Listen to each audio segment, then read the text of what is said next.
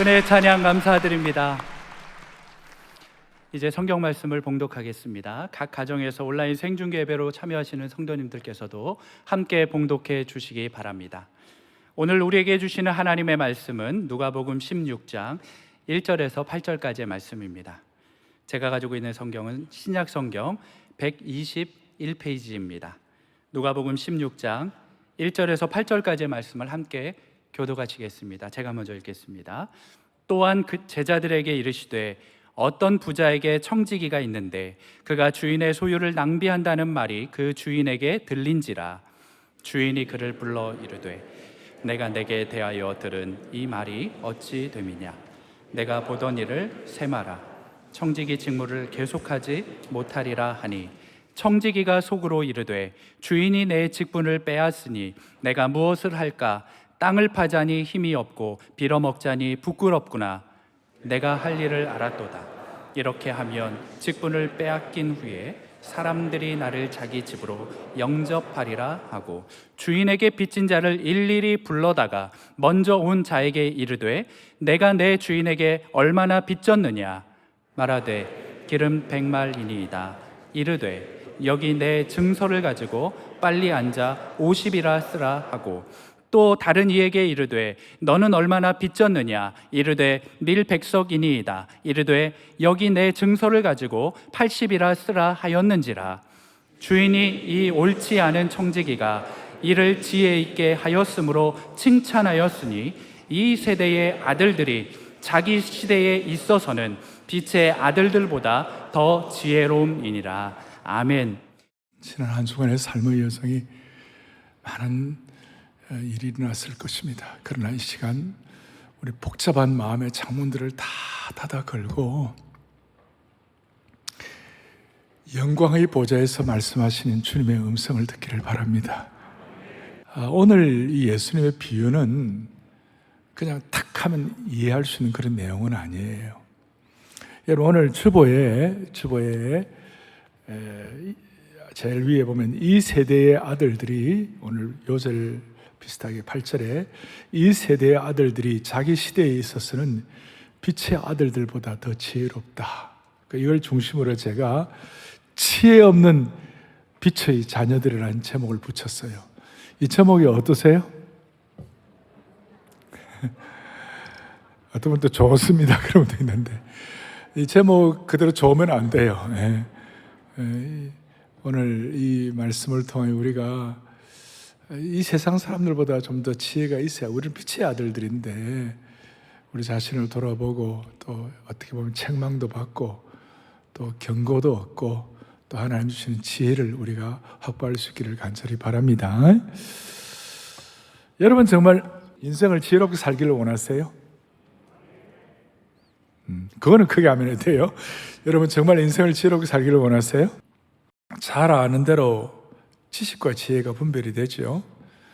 많은 지식은 우리를 교만하게 만들 수 있어요. 그런데 참된 지혜는 우리를 충만하게 하고 또 자신을 깊이 돌아보게 하고 성숙하게 하고 겸손하게 만들어요. 오늘 제가 말하는 지혜는 세상의 정보 정도가 아니라 예수님이 주시는 지혜를 말하는 것이에요. 오늘 누가복음 16장의 이 본문은 소위 불의한 청지기의 비유다 이런 얘기를 합니다. 한번 읽고는 잘 이해가 안 되는 그런 내용들이 많아요. 자, 여기에는 16장 바로 앞에 15장에 그 유명한 세 가지 비유가 있어요.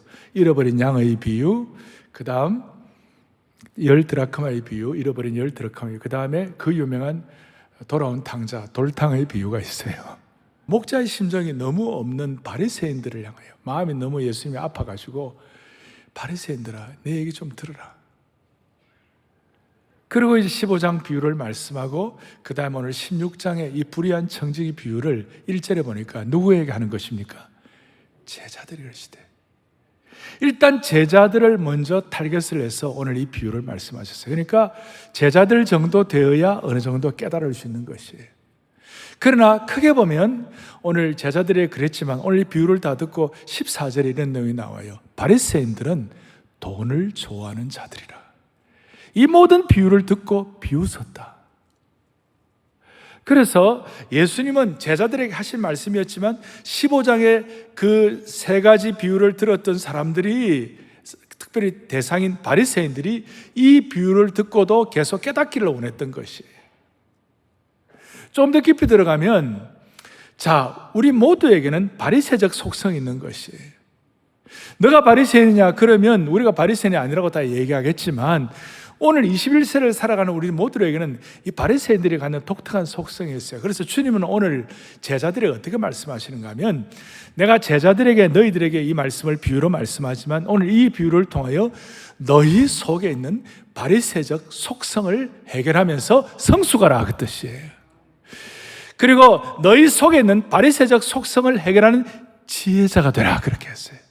그래서 이 세상에 있는 불신자들도, 이 세상의 아들들도 똑똑하게 구는데 빛의 자녀들이라고 하는 너희가 지혜가 없다면 이건 너무 통탄할 일이야.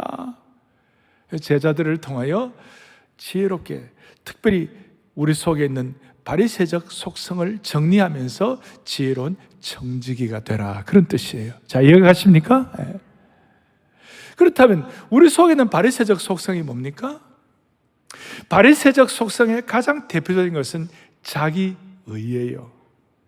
제가 한 번씩 강조합니다만 이건 너무 중요한 거예요. 자기의, self-righteousness. 그리고 바리새인들의 특징은 자기 중심이에요. 자기의가 충만하니까 그 자기의를 가지고 남을 판단하고 남을 비난하게 되는 그런 독특한 속성이 있는 것이에요. 우리에게도 이런 건 비슷한 거 있잖아요. 그리고 이 자기의는 뭐와 연결되어 있냐면 자기애와 연결이 되어 있어요. 그러니까 자기의와 자기애는 동전의 양면과 똑같아요.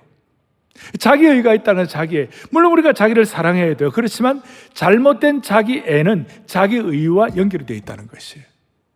우리가 오늘 이 말세를 살아가는데 바울 사도는 디모데후서 3장에서 말세를 살아가는 너희들에게 정말 심각하게 생각할 게 있다. 뭐냐면 말세에 나타날 모든 죄악들, 말세에 나타날 모든 좋지 않은 것들이 한 20여 가지가 있는데 그 모든 20여 가지가 어떻게 시작이 되고 어떻게 출발이 되는가? 거기 이렇게 나와 있어요. 디모데후서 3장에 보면 1절에 너희는 이것을 알라. 말세에 고통하는 때가 이르러, 2절 보니까 사람들이 누구를 사랑하며?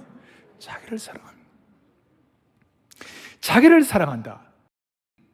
말세의 특징이 뭐냐? 그러니까 자기의와 자기애가 연결돼가 자기를 사랑해가지고 자기를 사랑함으로 말하면 뭐를 사랑한다고 그랬어요? 돈을 사랑한다. 자기애와 돈 사랑이 아주 직결되어 있는 것이에요. 자, 이런 내용들을 여러분들이 좀 앞에 서론격으로 두면서 자기의와 자기애. 그러면 이 자기의의 문제가 왜 이렇게 심각한가? 자기의와 자기 사랑의 공통점이 있는데 그것이 뭐냐면 하나님의 주권이 스며들 여지가 없다는 것이에요. 자기의와 자기애가 충만한 사람에게는 하나님의 통치가 역사할 장소가 없다는 것이. 모든 걸 자기 중심으로 생각하니까. 그래서 아까 자기의에 충만한 사람은 하나님의 주권이 스며들 여지가 없는 것이 뭐냐면 재정의 문제, 돈 문제였어요. 쭉 나오는 것이. 그리고 이 자기의에 사로잡힌 사람은 리플리 증후군에 사로잡혔다, 이렇게 말할 수 있어요. 리플리 증후군이 뭔가? 리플리 증후군은 허구의 세계를 설정하고 그것을 진실이라고 믿는 증상입니다. 요즘 이 말세에, 요즘 이 시대에 저 영적인 리플리 증후군이 얼마나 심각한지 몰라요. 자기가 정해놓은 세계 속에서, 그 틀 속에서 자기가 생각한 것이 허구라도 그것을 믿으면서 다른 사람을 비판하게 되는 것이. 신앙생활을 오래 했다는 분들 가운데서도 이러한 영적인 리플리 증후군을 앓는 사람들이 많이 있어요. 자기 생각과 자기 판단만 옳다는 인식으로 가득 차 있어가지고 다른 사람의 의견이나 생각이 비집고 들어올 틈이 없는 거예요. 특별히 하나님의 주권의식, 하나님이 내 삶을 통치하신다는 하나님의 통치의식이 너무 부재한 것이에요. 이런 사람들이 세상적으로 볼 때는 강하게 보이고 멋있게 보이지만 사실은 그렇지 않아요. 자기의 사로잡힌 이런 사람들은 마치 황무지와 똑같아요. 황무지는 폐허고 거기에 성장이 없고 거기는 열매가 없고 추수가 없어요. 봄에 씨를 뿌리는 생명이 약동하고 하는 그 시기, 그것도 몰라요. 여름에 진초록의 정원으로 성장하고 성숙하는 것도 몰라요. 가을에 추수밭에 그 알곡들이 연그른 그것도 다 몰라요. 황무지는 그냥 황무지일 뿐인 것이에요. 씨앗이 움트는 경이로움과 열매로 익어가는 아름다움을 찾을 수가 없어요. 자기의와 자기에 사로잡힌 성장하지 못하는 그런 사람들의 현주소라고 말할 수 있어요. 그래서 흔히들 내가 누가 우리 그리스도인 바리새적인 속성이 있다 그러면 내가 무슨 바리새적인 속성이 있습니까? 라고 대응한다면 그게 바리새적인 속성이 있는 것이에요. 다 우리가 그런 문제들이 다 있는 것이에요. 그래서 우리는 자기의와 자기애라는 바이러스가 신앙생활에 침투하지 않도록 정말 경계하고 애를 써야 되는 것이에요. 예수 믿지 않는 사람들은 그걸 잘 몰라요. 똑똑같이 성적인 사람은 잘 몰라요. 제가 존경하는 R.A. 토레이, 바이올라 대학교를 창설하신 닥터 토레이 박사, 지금 전에 돌아가셨지만 강원도 예수원의 대천덕 원장님의 그 할아버지신데, 그분에게 어떤 똑똑한 불신자가 이렇게 찾아와서 질문을 했어요. 박사님, 나는 기독교인이 아닙니다. 그러나 나는 기독교인보다도 나는 더 도덕적이고 더 정직하다고 생각합니다. 그런데도 당신은 나를 불신자라고 불인정하고 나를 좀 적대시하는 것 같은 느낌을 갖는데 적대시하는 이유를 내가 알고 싶습니다. 그때 닥터 토레이가 뭐라고 대답했는가? 그분 보고, 선생님, 그 이유는 간단합니다. 제가 당신을 이렇게 불신한 이유가 간단합니다. 당신이 지금 아무리 예수 믿는 사람보다 더 도덕적이라 하더라도 당신은 지금 하늘에 계신 왕에게 대항하고 있습니다. 당신은 지금 하늘에 계신 왕에게 대항하고 있다고. 지금 이제 오늘 이 말씀을 준비하면서 제가 이해한 말로 설명을 하면 자기의에 중독이 되어 있는 것이, 예수 믿지 않는 사람들 가운데 정말 괜찮은 사람들이 주님 모르는 이유는 뭐냐? 아버지를 아버지라고 하지 못하는 이유, 하나님을 하나님을 잊지 못하는 이유는 뭐냐면 자기의에 중독이 되어 있기 때문에. 여러분들 동의하십니까? 자기 신앙생활을 하면서도 우리가 더 깊이 들어가지 못하는 경우는 영적인 리플리 증후군 때문에, 자기의에 중독되어 있고, 이것 때문에 나중에 물질 중독도 같이 연결되는 것이. 그래서 여러분, 자기의는 하나님의 주권, 하나님의 은혜를 대적하고 결국은 하나님이 왕으로서 우리를 통치하시는 것을 반영하기 때문에 우리는 다시 한번 자기의의 바이러스가 우리 속에 침투하지 않도록 결사적으로 항정을 해야 되고 눈을 부릅뜨고 막아야만 하는 것이에요. 이게 인생의 진정한 지혜라고 말할 수가 있는 것이에요. 그래서 사랑하는 형제자매 여러분,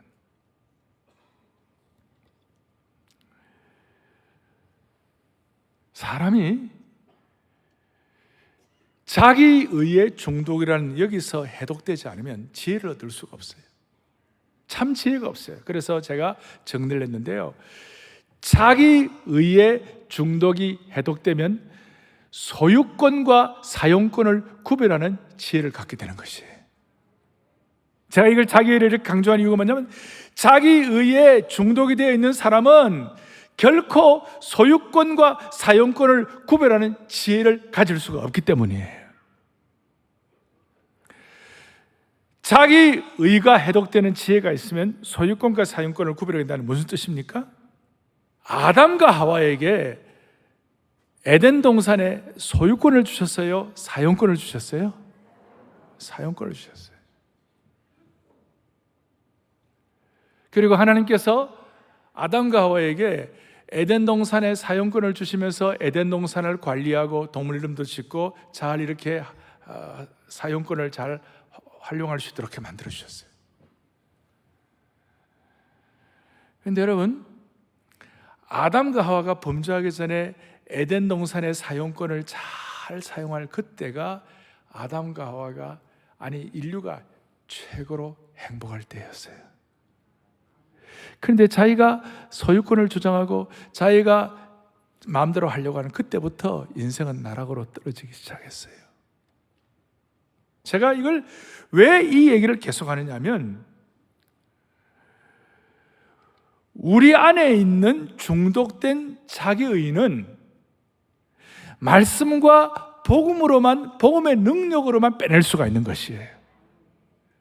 복음 외에는, 복음의 능력 외에는 자기의를 빼내는 데는 백약이 무효예요.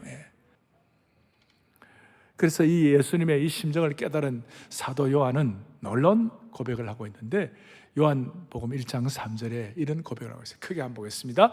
만물이 그로 말미암아 지은 바가 되었으니 지은 것이 하나도 그가 없이는 된 것이 없느니라. 아멘. 만물, 시간, 재능, 소유, 공간, 모든 것이 주님의 손에 지은 바가 되었으니 그분이 소유권을 가지고 있는 것이고 우리는 사용권을 갖고 있는 것이에요.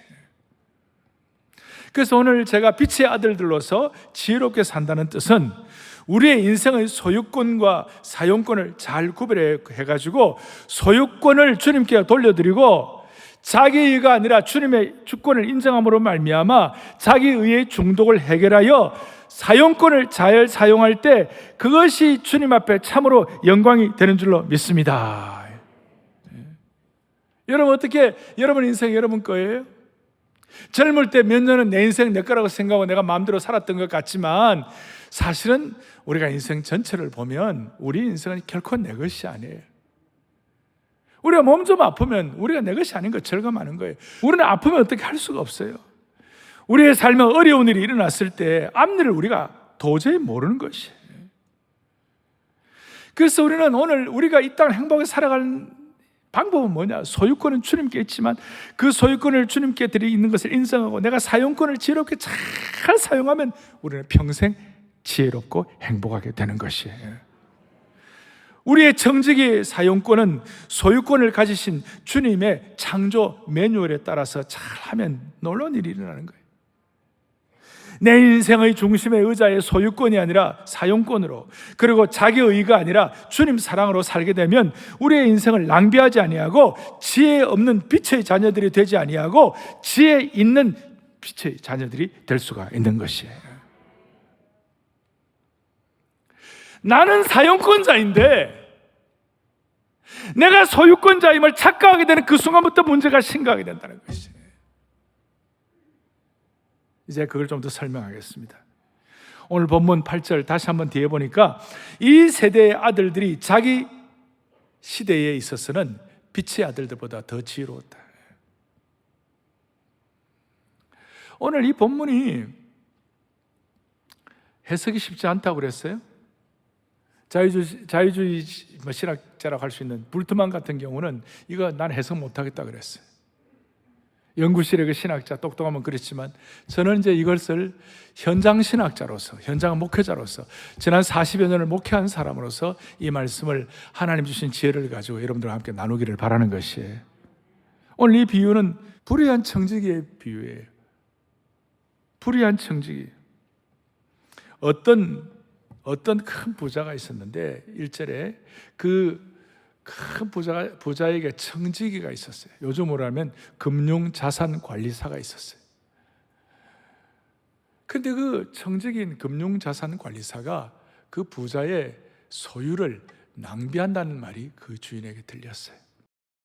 그 말 듣고 2절에 이렇게 나와 있어요. 주인이 그를 불러 이르되 내가 너에 대해 들은 말이 너 이러면 되냐? 너 잘못된 거 아니야? 너가 보던 일을 잘 정리하라. 정직이 직무를 계속하지 못하리라. 소위 해고 통지를 얘기했어요. 앞으로 한 달 내로 해고할 거야. 뭐 식으로 이렇게 하니까 청지기가 이제 드디어 3절에 속으로 이르되, 이 청지기 속으로 이르되 주인이 내 직분을 빼앗으니 내가 뭘 할까? 앞으로 어떻게 하면 되냐? 앞으로 어떻게 할까? 땅을 파자니 힘이 없고 맨날 펜대만 굴리던 내가 농사를 어떻게 하겠냐? 나는 그 익숙하게 농사에 대해서 잘 못하는데 이거 어떡하나. 또 빌어먹자니 부끄럽구나. 내 나름대로 좀 얼굴 세우고 살았는데 남의 구걸한다 할 때 이건 말이 안 되네. 이거 어떻게 하면 좋아? 그러면서 4절, 내가 할 일을 알았도다. 이제 뒷일을 자기가 준비를 하는 거예요. 그래서 5절에 이렇게 나와 있어요. 주인에게 빚진 자를 일일이 불러다가 먼저 온 자에게 이르되 너가 내 주인에게 얼마나 빚졌느냐? 기름 100마리다. 기름 100마리, 그 당시에 큰 거였죠. 그러니까 그 100마리를 하지 말고 50이라 쓰라. 그 다음에 또 어떤 사람이 이르되 너는 얼마 빚졌냐? 그러니까 밀백석이다. 밀백가마다. 그 당시에 밀백가마는 큰 거였어요. 80이라고 써라. 소위 빌어먹자니 부끄럽고 땅을 파자니 힘이 없는데 소위 잔머리를 굴린 거예요. 잔머리 지수 아세요? JQ 지수라고 들어보셨어요? IQ가 있는데 JQ 지수. 그래갖고 이제 이걸 했어요. 이 얘기가 주인의 귀에 들어갔을까 안 들어갔을까요? 들어갔어요.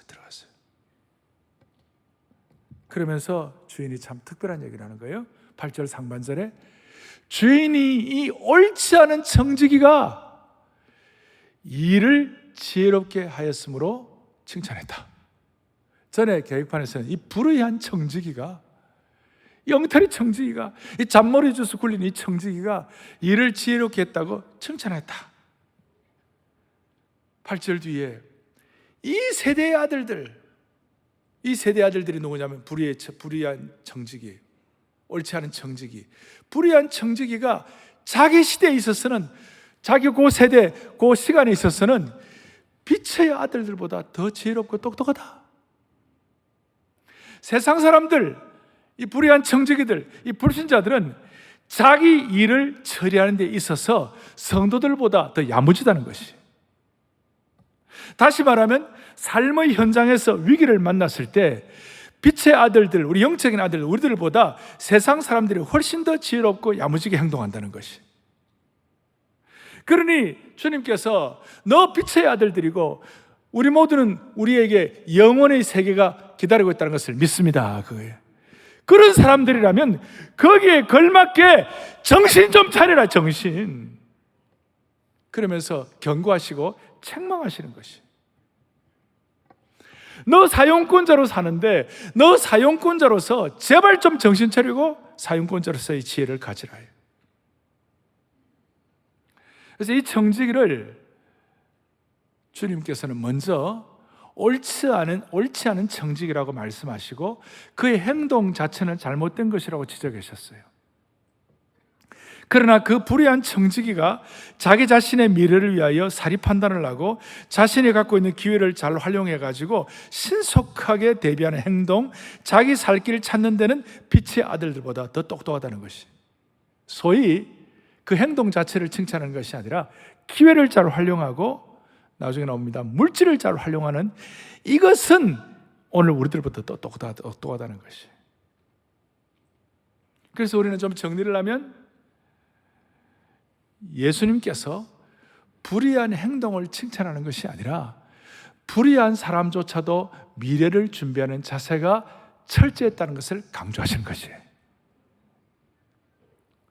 이 세상의 삶만 추구하고 이 땅의 삶이 전부라고 생각하는 사람조차도 미래를 준비하는데 빛의 아들들, 그리스도인들, 성도들, 예수님의 제자들은 왜 그렇게 물러 터졌느냐고 책망하시는 거예요.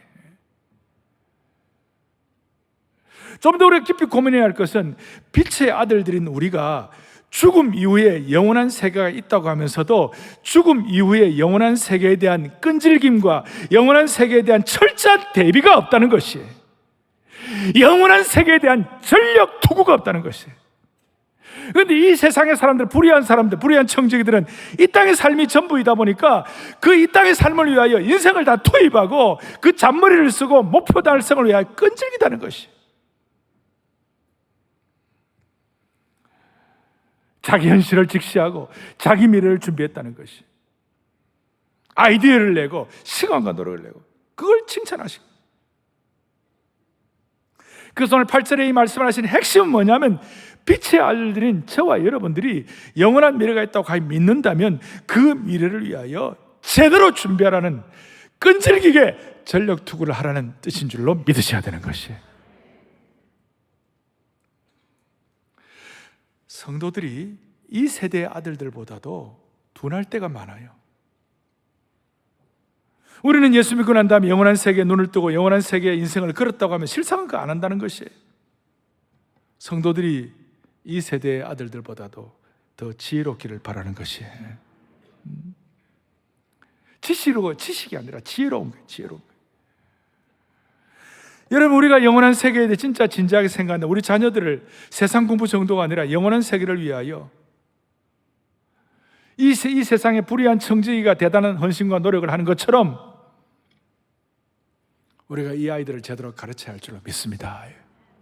이걸 모르고 우리 아이들이 이런 걸 모르고 우리 아이들이 똑똑하면 똑똑할수록 공부를 많이 하면 많이 할수록 자기가 소유권자인 줄 알고 사용권자인 줄 모르고 소유권자인 줄 알고 그래 난리를 치다가 좋은 대학 나오고 똑똑하면 똑똑하고 제가 보스턴에서 1년 있어봐서 알잖아요. 거기 하버드, MIT 그 똑똑한 애들 자기가 전부예요. 자기가 대장이에요. 자기 몸이 자기 겁니까? 자기는 우리는 사용권자예요. 오늘 우리 자녀들 가운데 이 사실을 모르고 부모와 관계를 한다면 어떻게 되겠어요? 여러분들과 제가 영원한 세계가 우리 앞에 놓여있다고 믿습니다. 그거예요. 그렇다면 우리는 사용권자로서 어떻게 살아야 되는지 정말 지혜로운 청지기가 되어야 할 것입니다. 그래서 그 영원한 세계에 관해서 오늘 이 비유 끝나고 난 다음에 바로 이어서 천국과 지옥이 나오는 것이에요. 부자와 나사로를 통하여 천국과 지옥에 대한 실체를 보여주시고 너희들이 이 땅에서 빛의 아들들로서 세상의 불의한 청지기자보다도 더 똑똑하게 살고 지혜롭게 살아라고 말씀하시는 거예요. 만약 여러분과 제가 우리 성도들이 세상 사람들이 사업 발전을 위하여 애쓰는 시간과 노력을 위하여 영혼을 위하여 애를 쓰고 또 영원한 세계를 위해서 애를 쓰고 자녀를 신앙으로 키우고 돌본다면 그리스도인 가정에서 수많은 문제들이 해결될 것입니다. 이러면서 우리는 좀 더 진지해져야 되는 것이에요.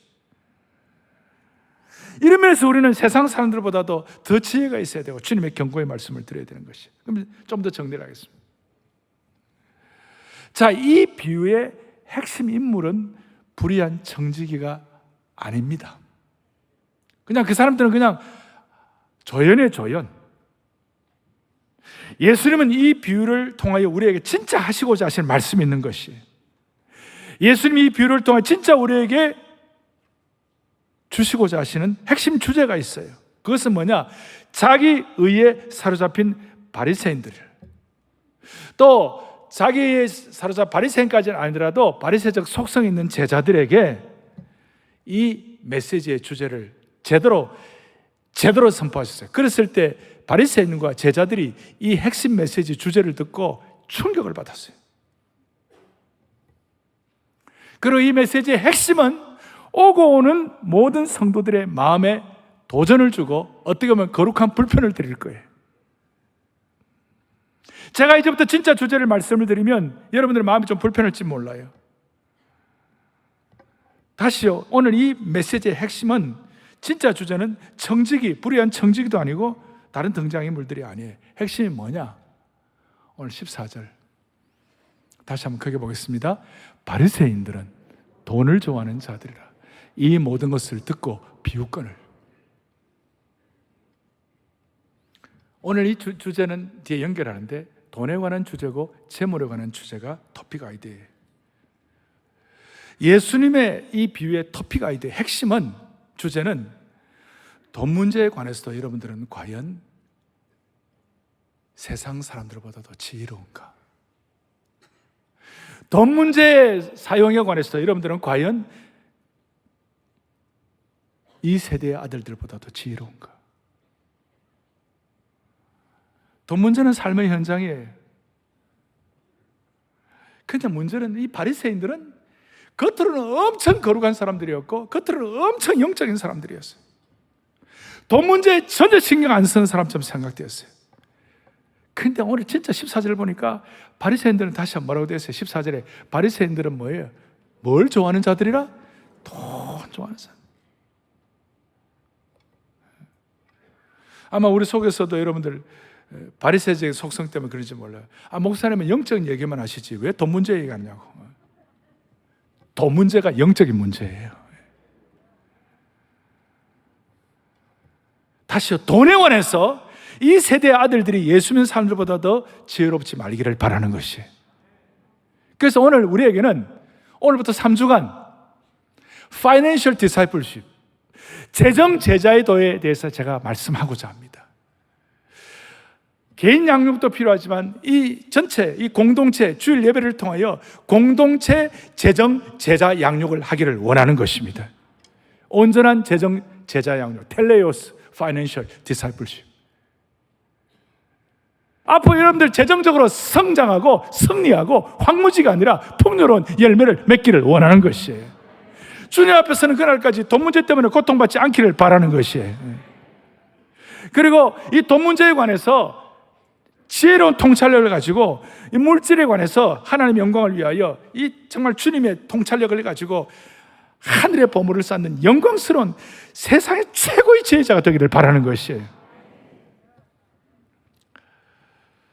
그래서 오늘 11절에 보니까 주님이 너희가 만일 불의한 재물에도 충성하지 않으면 누가 참된 것을 너에게 맡기는가? 돈 문제도 해결 안 되는데 더 큰 영적인 문제를 어떻게 맡기겠냐?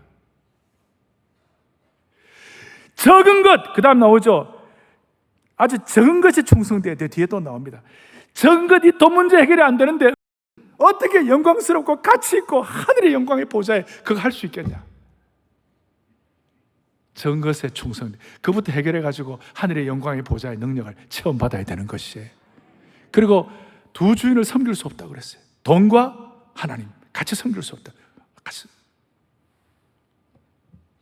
그래서 오늘 제가 다시 한번 묻습니다. 여러분 가운데 돈 걱정 안 하고 사는 분 손 들어보세요. 거의 없죠. 한두 분 손 드는 것 같아요. 이야, 대단하십니다, 진짜. 돈 걱정 안 하고 사는 분은 아마도 구름 위에 사시거나 아니면 거의 성자 수준이시거나 아니면 수도원에 사시거나. 성경은 껍데기만 얘기하고 하늘 구름 잡는 얘기하는 것이 아니에요. 성경은 정말 인생의 실체를 다루고 있어요. 예수님의 비유를 제가 38개를 했는데 제가 다 할 수는 없지만 이 38개 가운데 보니까요, 세상에 16개가 돈과 소유에 관한 것이었어요. 신약 성경 예수님 말씀 가운데 25%가 돈과 정직에 관한 것이었어요. 복음서의 10구절 가운데 한 구절이 재정에 관한 것이었어요. 그래서 성경에는 11조 돈, 소유, 재정에 관한 구절이 여러분 2,000개를 훨씬 넘어요. 어떻게 보니까 믿음과 기도에 대한 것보다 더 구절이 많은 것 같아요.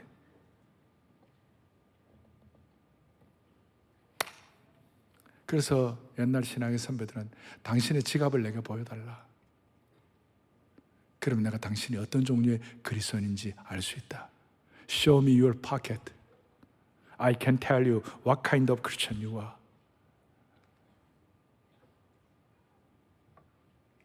왜 그런지 이유는 돈과 영성은 밀접하게 관계가 되어 있다, 아니다? 돈과 영성은 매우 밀접하게 관계되어 있습니다. 어떤 분들은 돈만큼 세속적인 것이 없는데 어떻게 영성과 관계되어 있는가 그래 물을지 몰라요. 그러나 돈은 영성이라는 토양에 깊이 뿌리를 내리고 있어요. 심지어 존 파이퍼 목사님 같은 경우는 돈의 사용은 예배 행위라고 그랬어요. 그래서 주를 헌금할 때 이건 예배의 행위예요. 하나의 예배의 행위를 보여주는 것이에요.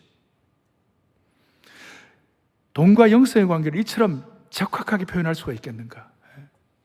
왜 돈의 사용이 예배가 됩니까? 예배의 본질은 하나님을 섬기는 거예요. 그래서 돈은 우리가 누구를 진심으로 섬기고 예배하는지를 보여주는 가장 중요한 분명한 리트머스 시험지예요. 그래서 리차드 포스트는 하나님 나라에 대한 것, 예수님이 말씀하신 것, 하나님 나라에 대한 것 제외하고는 다른 어떤 주제보다도 자주 돈에 대해서 말씀하셨다고 포스터가 얘기했어요. 예수님은 돈 문제에 관해서 시간과 에너지를 할애하셨어요. 그래서 돈 문제를 말하지 않고서는 온전한 복음을 깨달을 수가 없을 거예요. 한 가지만 점검하십시다. 돈은 뭐라고요? 예배의 행위라고. 돈을 쓰는 것이 우리의 가치가 어디에 있다는 걸 보여준다고. 그래서 이번 주간 한 가지만 정리하고 오세요. 다음 주에 오기 전에 숙제예요. 여러분 가계부 좀 보세요. 가계부가 여러분들이 어떤 분인지를 표현해 주는 것이에요. 이 바리새인들은 겉으로는 거룩한 것 같았지만 속으로는 진짜 돈에 대해서는 진짜 엉터리였어요. 여러분 지금 그 재정 지출 내역, 그다음에 여러분들 지금 통장 지출 내역, 그다음에 카드 사용서 이런 것들을 한번 점검해 보세요. 이제 앞으로 2, 3주 동안 돈에 대해서 세판짜기가 일어나기를 바랍니다. 그래서 사랑의 교회 교우들은 다 풍성해지기를 바라는 것이에요. 내적인 가치를 드러내는 지표가 돈을 어떻게 다루느냐가 따라 달려있는 것이에요. 오늘 제가 바리새인의 자기의 그게 돈과 바로 연결된다고 그랬습니다.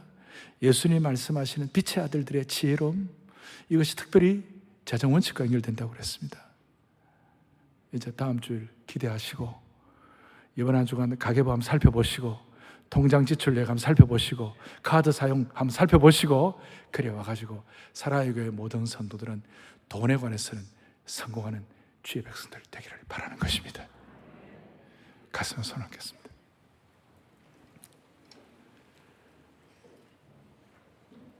여러분 모두가 다 마음에 소원을 하세요. 주님, 재정 문제에 관해서는 나는 소유권자가 아니라 사용권자로서 평생 행복하게 하여 주시옵소서. 오늘 재물을 가지고 하나님 앞에 예배자가 되게 도와주옵소서. 이런 마음을 가지고 집중하십시오. 하나님 아버지, 주님 우리에게 허락하신 은사와 재능과 물질과 시간과 환경을 내 소유로 착각하고 낭비하고 허비하고 있다면 주님 용서하여 주시옵시고, 우리 인생의 전 영역에서 이 세대 사람들보다도 더 지혜롭게 살아가는 지혜로운 빛의 자녀들 되게 하여 주시기를 원합니다. 주님, 우리 앞으로 물질과 돈 앞에 무릎 꿇지 않고 하나님 앞에 무릎 꿇는 참 예배자, 충성된 청지기들이 되게 하여 주시옵소서. 예수 그리스도의 이름 받들어 기도 올리옵나이다. 아멘.